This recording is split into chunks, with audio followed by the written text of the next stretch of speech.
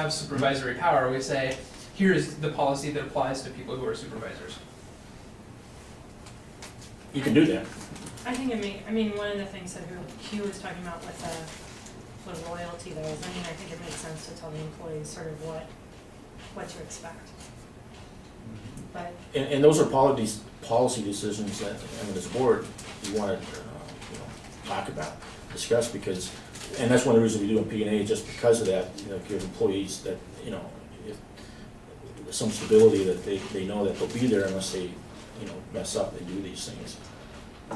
We don't have a word, it violates the employment will contract, because we have language in there about if you really mess up and it's egregious on the spot, and so we leave that sort of broad, vague, so it can cover a lot of things.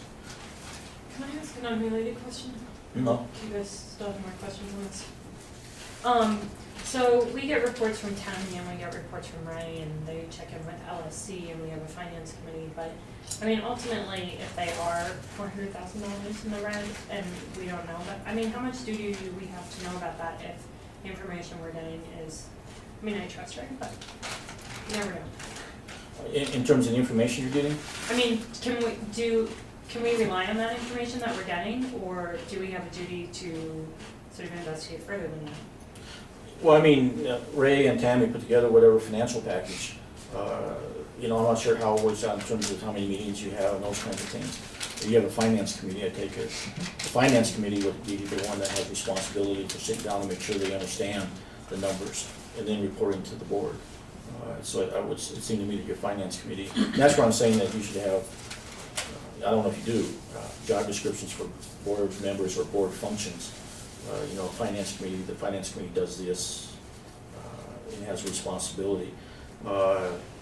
As a general rule,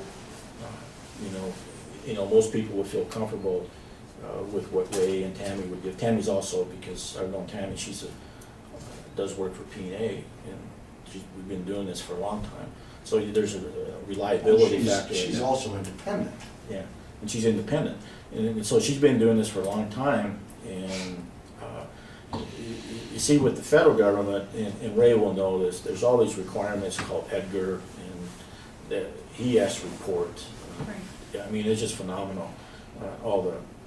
There's on top of each other, there's all kinds of built-in, you can't mess up kind of things, because the feds will come in, the audit, and those things. So the finance committee would be the one that I would say would have the responsibility of sitting down with Ray and Tammy, making sure that you understand. The thing is, the board, you have to understand the numbers. You have to be not ignorant.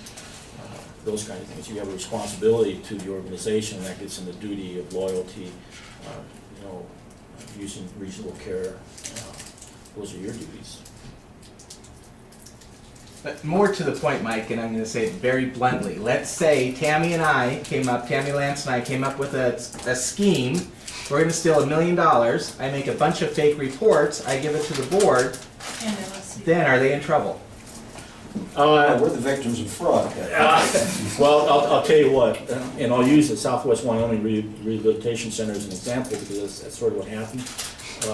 Is that, as it turns out, think about this, an employee says the director of Southwest Wyoming is doing that, is spending money, really, apparently that's what happened.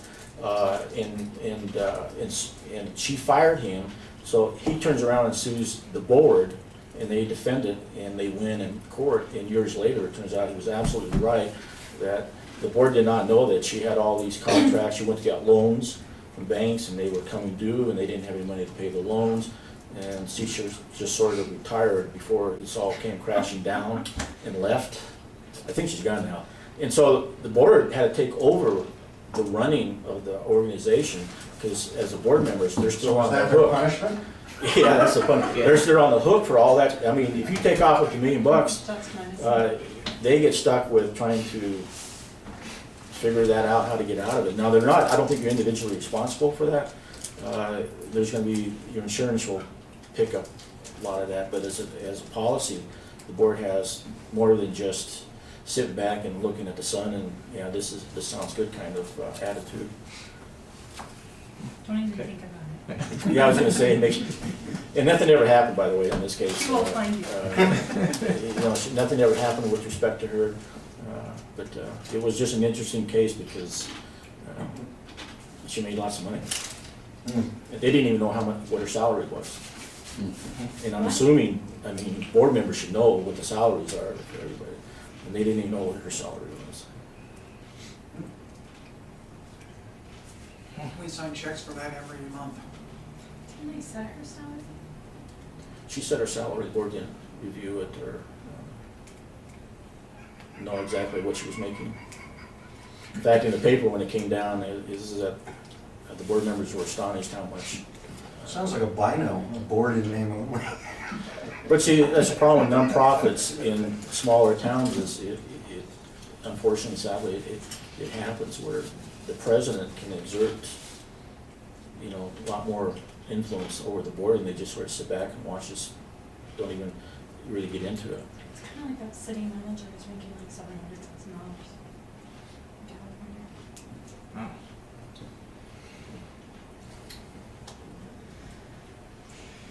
Okay, does anybody have any other questions? Do you have sample board member descriptions?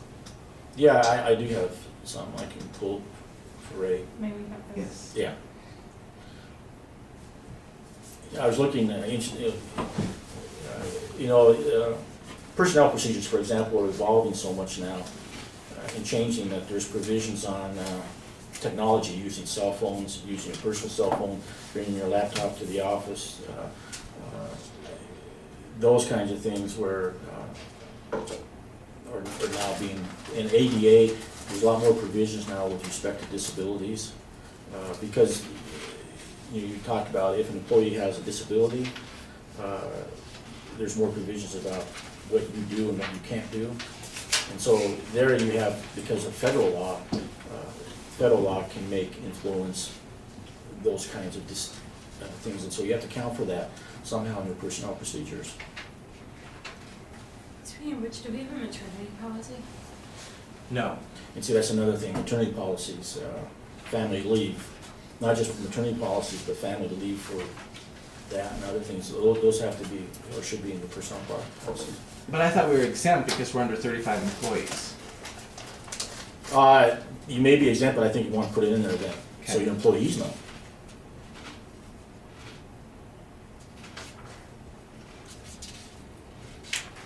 Because P&A, we do have family leave provisions in our policies. Since we have somebody who's on family. Don't we have somebody who's on maternity Yes, we leave? do, yeah. Yeah, Okay, but I can share that, I'll provide copies That'd be to great. Ray, get together. that'd be great. Okay, does anybody have anything else? All right, well, thank you, Mike. Well, That was thanks. very Thanks, informative.